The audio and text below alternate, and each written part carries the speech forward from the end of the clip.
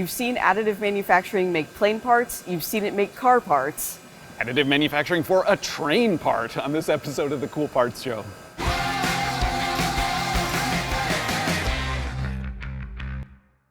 This episode of the Cool Part Show is brought to you by Carpenter Additive. The company's Powder Life solution is a combination of hardware and software technologies designed to help AM users manage their metal powders. Stay tuned after the episode for more on how the system works.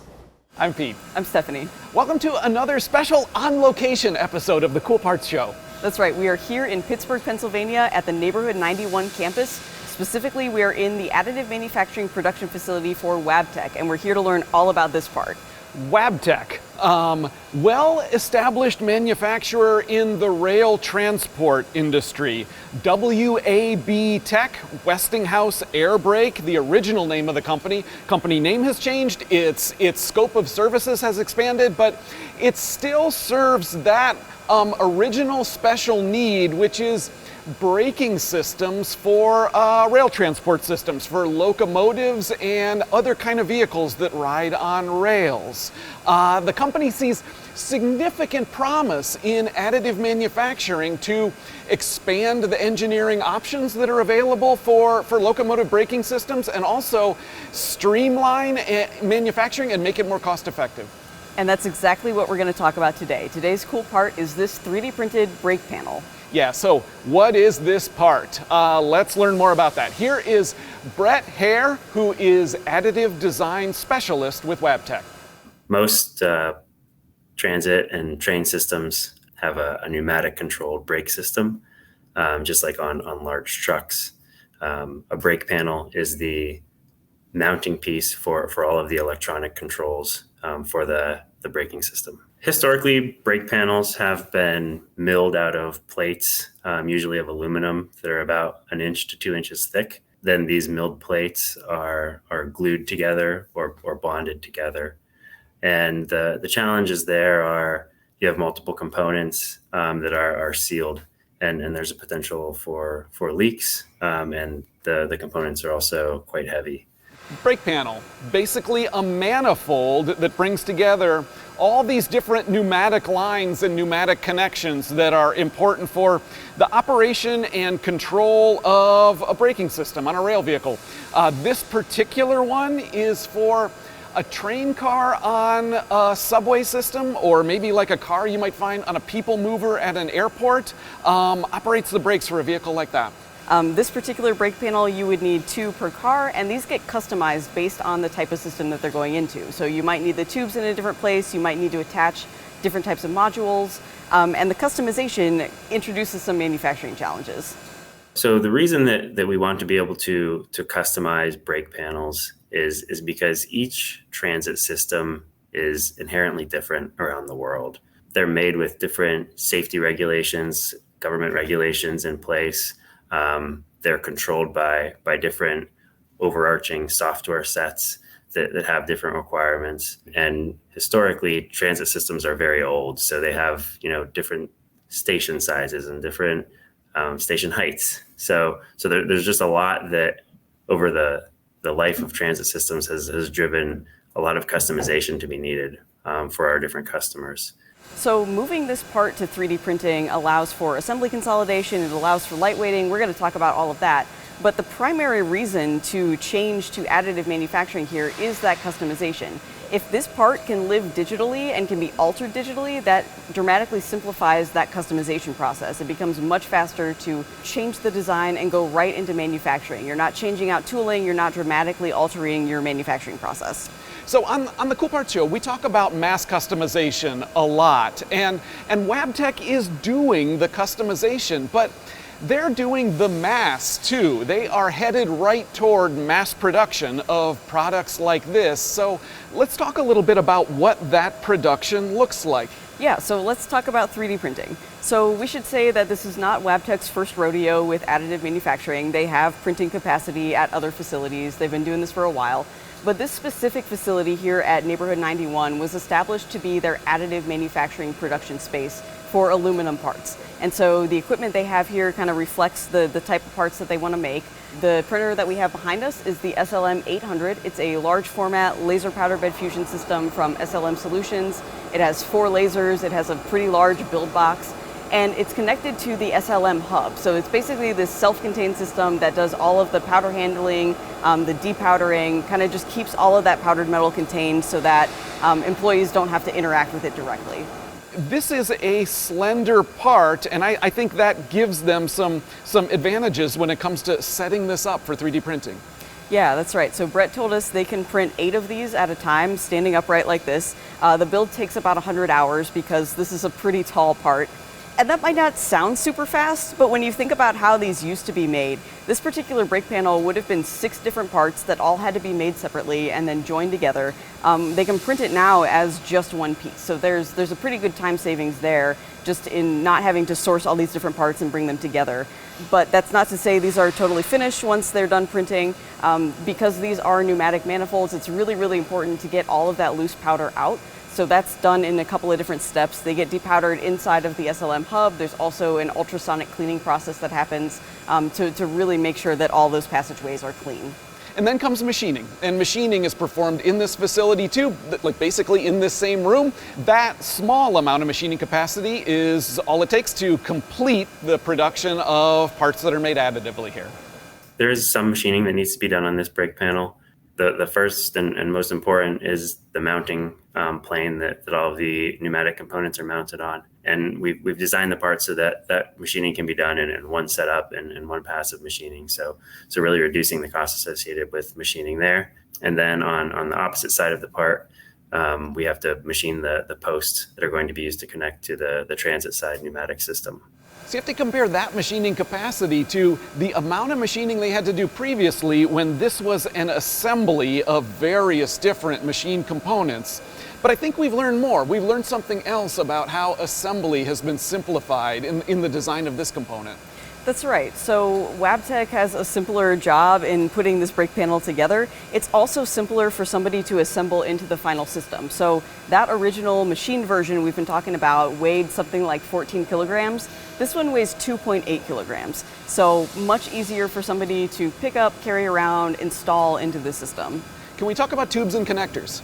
Let's talk about tubes and connectors. So this is what I want to talk about. Are these various teardrop-shaped bosses, these elements that project from the form, these are elements of the design added to the additive manufactured version of this brake panel, and they save a considerable amount of cost and time and trouble in assembly. So one of the biggest changes between the conventional panel and the 3D printed panel is these 3D printed posts that we have included on the panel. Traditionally, you're connecting pipes for the pneumatic system onto the brake panel. And that connection is made using a typical like NPT or G-style thread, a tapered thread. That connection is not optimal or not optimized. And so we've optimized it by printing a tube within the 3D printed panel.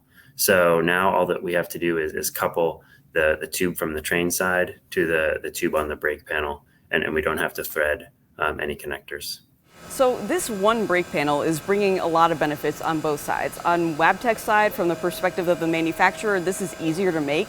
It's fewer parts coming together. It's fewer steps in the process.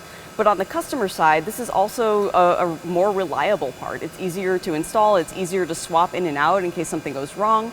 But what we're talking about here is not just about this particular brake panel, this particular product, right?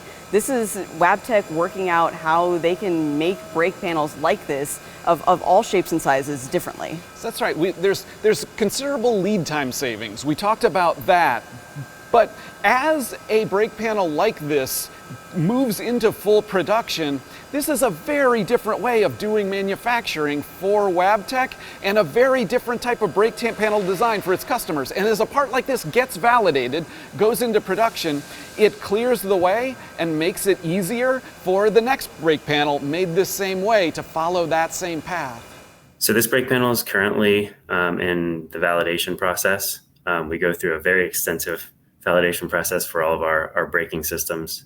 And once that's complete, this will be the second brake panel that we put into service on a passenger rail vehicle. Being that it's modular, we can, like I said, customize what components are mounted to the brake panel And we can do that at a reduced time. So all we're doing is deleting a channel out of a 3D model, and then we have a partially validated part that we can print. In looking at traditional brake panels, that process would require having new drawing sets, tooling, and CNC programs and everything like that written and procured in order to produce a new system. So we're really cutting down on the lead time and engineering time. All right, do you think we got this? I think we got this. All right, you start. All right, this is a 3D printed brake panel for a light rail system. Think subway, airport tram. It's basically a pneumatic manifold. So there's all these different tubes and things inside to move air through. This brake panel that we have here replaces a machined version that used to be 6 different parts that had to be assembled together. It used to weigh something like 14 kilograms. It now weighs 2.6. So it's lighter, it's fewer components. It was 3D printed on the SLM 800 machine, which you see behind us, laser powdered bed fusion machine, and it's made out of an aluminum alloy. Be manufactured here at Neighborhood 91 in Pittsburgh. New possibilities in design for brake panels for Wabtec, new mode of manufacturing for this component. The manufacturing process specifically, a brake panel of about this size, 8 of them at a time can be fit on the built plate. They'll be produced 8 at a time. Assembly consolidation success, those 6 components are replaced by 1. Assembly further simplified by the replacement of connectors as separate components with these bosses, these connection features that are designed into the additive manufactured part. Machining happens here at this facility as well. The parts are completed here entirely within this space.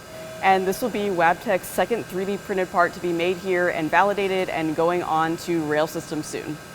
All right, that's it for this episode of the Cool Parts Show. Thank you again to Wabtec for hosting us and for sharing their work on this brake panel. If you want to see more cool parts and more on-site episodes of the show, you can find all of those on our YouTube channel and at thecoolpartshow.com. If you want to learn more about Neighborhood 91, this special additive manufacturing campus that's coming together in Pittsburgh, Pennsylvania, we've written about it. We'll link to some articles in the show description. And if you have a cool part you'd like to see featured, email us, coolparts@additivemanufacturing.media. Thanks for watching. Thanks again to our sponsor, Carpenter Additive. In addition to supplying metal powders, the company also offers services, software, and hardware to help AM users manage their powder. One example is the Powder Life system, a combination of cloud-based tracking software with hardware designed to make powder handling easier. 2 key components are the Powder Life hopper and the automated docking station. Luke Boyer, manager of Powder Life applications, and Andrew Holliday, applications engineer, explained how the system works. So today, when a user of additive manufacturing is receiving powder, they oftentimes receive it in either 5, 10, 15, maybe a 20 kilo bottle. But they're receiving pallets of them, and you're receiving 10, 20, 50, hundreds of these bottles. The user has to look and segregate and store them appropriately so the bottles don't get mixed up. And it requires a lot of lifting and moving and labor. The components of Powder Life are all based around making powder management systems on the additive manufacturing shop floor easier to use for the operator, cleaner, as well as more traceable. 3 of those basic parts of Powder Life are our Powder Life hoppers, or our storage containers for powder. The second would be automated docking systems that allow material to be pushed in and out of machines with no human contact. And the third would be our Powder Life online software system that allows you to trace this powder as it goes through your shop floor. The hardware, the software together just helps really streamline that and improve the final user's experience and let them concentrate on going from design to the part itself. Takes the headache of powder management out of the equation for them.